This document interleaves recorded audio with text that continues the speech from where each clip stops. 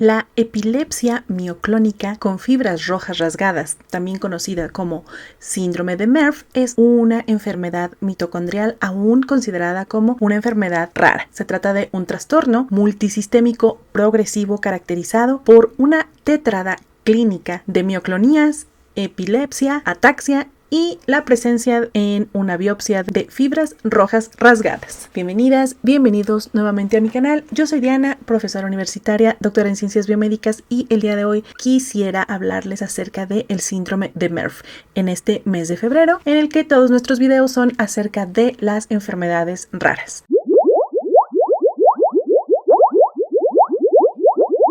Como te comentaba, el síndrome de Merv es considerado como una enfermedad rara. Algunos estudios estiman que en el norte de Europa la prevalencia de la mutación más característica que causa el síndrome de Merv, que es de entre 0.25 y 1.5 casos en 100.000 habitantes. En el norte de Inglaterra la prevalencia ha sido calculada en 0.39 casos en 100.000 habitantes. Este trastorno puede aparecer desde la infancia hasta incluso la edad adulta, generalmente tras haber transcurrido un desarrollo fisiológico normal. Existe un perfil muy típico de los pacientes que desarrollan síndrome de Merv, que es las mioclonías, es decir, son contracciones musculares involuntarias y muy bruscas, que a menudo es el síntoma que tanto el paciente como la familia empiezan a notar. Seguido de esto pueden aparecer algunas crisis epilépticas que van progresando en cuanto a frecuencia y gravedad. Y por último, la ataxia, que es la pérdida de coordinación y equilibrio, lo que eventualmente les dificulta la marcha. Es decir, ya ni siquiera tienen la capacidad suficiente como para mantenerse de pie o caminar. Algunos otros síntomas que también pueden ser asociados al desarrollo del síndrome de Merv puede ser lo que se conoce como lipomatosis, que esto suele ser como un hallazgo clave y muy característico del síndrome de Merv, que son como pequeñas protuberancias de grasa localizadas en la nuca. Y curiosamente, este signo en específico puede ayudar a un diagnóstico diferencial, hablándonos específicamente de una mutación. Algunas otras cosas que se pueden presentar con el tiempo es la atrofia óptica, algunas cardiomiopatías, sordera. Lo que suele ser el signo más claro y prácticamente del que ya no hay vuelta atrás es un estudio histopatológico, es decir, se toma una biopsia y se observa lo que le da nombre a la enfermedad, que son las fibras rojas rasgadas, como se muestra aquí en la imagen. Esto es debido a la acumulación de mitocondrias defectuosas. Pero realmente, digamos, bioquímicamente o celularmente, ¿cuál es el origen? Aquí lo que sucede en el síndrome de Merv es que hay un defecto importante en la fosforilación oxidativa. Por si no sabes qué es la fosforilación oxidativa, en nuestras mitocondrias, que son organelos que se encuentran al interior de nuestras células, se lleva a cabo un proceso conocido como la cadena respiratoria. Es un proceso bastante complejo que va a concluir con la generación de energía, conocida como ATP, mediante el proceso llamado fosforilación oxidativa. ¿Qué pasa cuando este proceso vital para que todas nuestras células puedan llevar a cabo sus funciones? ¿Qué pasa? Pues que visiblemente el paciente empiezan a fallar muchísimas de sus funciones debido a que esa gasolina, ese combustible con el que nuestras células trabajan día a día, pues no se está generando. Existen otros mecanismos compensatorios que a corto plazo podrían más o menos ir compensando esa falta de energía, pero eventualmente va a terminar por costarle caro a la célula. Es como cuando se nos poncha una llanta a mitad de camino y pues a lo mejor seguimos manejando, pero al final del camino pues ya le hicimos más daño a la llanta, probablemente hasta el rin. Si llegamos, pues sí, pero ¿en qué condiciones? Algo así más o menos. A la mitocondria y a las células en general se les termina la energía y de esta forma empiezan nuestra célula, que no se va a dar por vencida, tan sencillo, empieza a buscar otros mecanismos, pero empieza como a forzar rutas para que la célula no muera tan fácilmente, ¿no? Pero eso eventualmente pues va a traer problemas, y uno de estos problemas es lo que se observa en las fibras. Otra de las características que se presenta mucho en las enfermedades mitocondriales posterior al déficit de ATP es la generación de lactato. El lactato es una molécula que se produce a partir del piruvato. El piruvato viene de la glucólisis, la ruta mediante la cual la glucosa se empieza a transformar en energía. Su producto final es el piruvato. en condiciones normales, en una persona que no tiene enfermedades mitocondriales, ingresa a la mitocondria y empieza una serie de procesos complejos que a final de cuentas van a desembocar en la producción de energía. Pero si esa producción de energía no está funcionando, no está sucediendo, entonces ese piruvato se empieza a acumular. Y como ya lo he dicho miles de veces en estos videos, nada en la célula puede acumularse. Entonces empieza a buscar en qué se puede transformar y su paso inmediato, lo que al piruvato le parece más lógico, es transformarse en lactato. Entonces el lactato o ácido láctico, como su nombre lo indica, pues es ácido y nuestras células o gran parte de ellas tienen un pH neutro. Por lo tanto, pues literal el paciente empieza como a acidificarse. No es que se vaya a un pH realmente ácido, pero se sale de los límites del rango tan estrecho que tienen nuestras células para conservar su neutralidad. ¿Qué fue lo que sucedió de origen? Lo que sucede es que, si recuerdas en el video de enfermedades mitocondriales, que si no te lo dejaré anclado por aquí, la mitocondria tiene su propio ADN en su interior. En ese ADN, que es un ADN circular, en ese ADN se presenta una mutación muy específica en un gen conocido como el gen MTTK. Aquí en este gen hay una mutación muy específica, se ve afectado un ARN de transferencia para un aminoácido que se llama lisina. Esta mutación es la más común, se encuentra en aproximadamente el 80% de los casos. ¿A qué va a llevar esto? Pues a que una proteína, muchas mutaciones que se llevan a cabo en el ADN, en este caso mitocondrial, pues van a llevar a que la proteína eventualmente pues no se sintetice de forma correcta. No todas las mutaciones derivan en eso, pero algunas sí. En este caso sí. De modo que algunas proteínas mitocondriales se van a ver afectadas. ¿Como cuáles? Pues aquellas proteínas que sean muy ricas en lisina,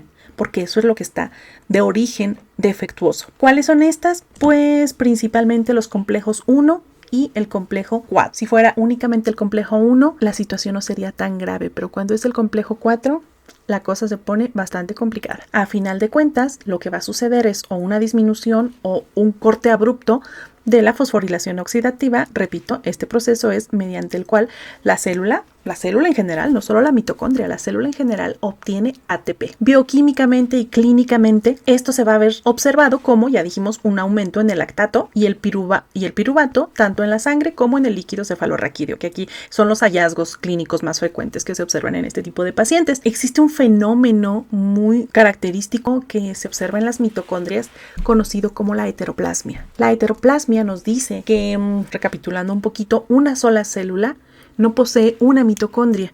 Una célula puede poseer cientos de mitocondrias, dependiendo, por supuesto, de dónde sea esta célula. Si es una célula de tejidos que son muy activos, como el corazón, como el hígado, pues tiene miles de mitocondrias, montones. Ahora, en lo que consiste la heteroplasmia es en que en muchas ocasiones no todas las mitocondrias están dañadas. Además de eso, como puedes ver aquí muy gráficamente, no tiene una sola molécula de ADN, sino que tiene varias. Entonces puede ser que no todas esas moléculas de ADN mitocondrial estén mutadas, por lo que una persona con este tipo de síndromes en sus células pues puede que tenga mitocondrias buenas y mitocondrias que están mutadas. Y esto explica también el hecho de que algunas personas con esta enfermedad pueden tener una gravedad de la enfermedad muy severa y algunos otros sea muy leve, puesto que a lo mejor algunos de ellos tienen muy pocas mitocondrias mutadas y algunos otros pues tendrán la gran mayoría de estas mitocondrias con la mutación. Hasta aquí hemos revisado algunos aspectos clínicos, la bioquímica de la enfermedad, el por qué se aumenta el lactato, el por qué se aumenta el piruvato, dónde están las mutaciones y lo que es en sí lo que significa este punto de las fibras rojas rasgadas. Ahora, ¿tenemos tratamiento? Pues desafortunadamente no. ¿Un tratamiento curativo? No. En estas enfermedades prácticamente ninguna lo tiene. Son realmente algunos intentos por tratar como individualmente todos esos daños colaterales que se van generando. Se tratan pues las convulsiones por un lado, aquí claramente nos dice no con ácido valproico porque es muy tóxico para las mitocondrias, con valproato. Se ha probado en muchos pacientes con enfermedades mitocondriales lo que se conoce como el cóctel mitocondrial, que incluye moléculas como la coenzima Q10, que son o la ubiquinona, que son moléculas esenciales en el transporte de electrones, la L-carnitina, que funciona para el transporte transporte de ácidos grasos y evita la acumulación de estos al exterior de la mitocondria, la riboflavina y algunos otros antiepilépticos. ¿Qué esperamos? ¿Cuál es la esperanza? ¿O a poco realmente todo está tan oscuro en el futuro de estos pacientes? Pues bueno, no. Afortunadamente la investigación, aunque lenta y muy poca al tratarse de una enfermedad que no es tan frecuente, pues la investigación va lenta. Sin embargo, existen algunas terapias emergentes que están enfocadas en la corrección molecular, la corrección de origen en el ADN mitocondrial mediante algunos vectores virales. Se ha intentado también estabilizar la membrana interna de la mitocondria, que es la que se encuentra más afectada, puesto que en ella es en la que se encuentran incrustadas las proteínas de la cadena respiratoria. Fármacos como el amipretide, que es el que estabiliza la membrana interna, otro fármaco que es el sonicromanol, que es un modulador contra el estrés oxidativo. En estos procesos en los que la mitocondria está pasando por un proceso anormal, lo primero que empieza a suceder es que se empiezan a generar moléculas tóxicas, que son los radicales libres, y que dañan profundamente a las mitocondrias. Entonces, esta es otra forma también como de ir tapando, ir curando todas esas heriditas que en conjunto forman la enfermedad en sí. ¿Qué pronóstico tienen estos pacientes? Pues bueno, ya dijimos que el inicio puede ser muy variable, puede ser desde la infancia, pero incluso puede ser diagnosticada hasta la adultez. Cuando es diagnosticado en la adultez, pues es una versión menos grave de la enfermedad y significa que pocas mitocondrias son las que están mutadas. Aún así, la enfermedad progresa, empeora y muchas de las capacidades más básicas, motoras, el andar, el hablar, el deglutir, empiezan a verse muy mermadas. La esperanza de vida es totalmente variable, insisto.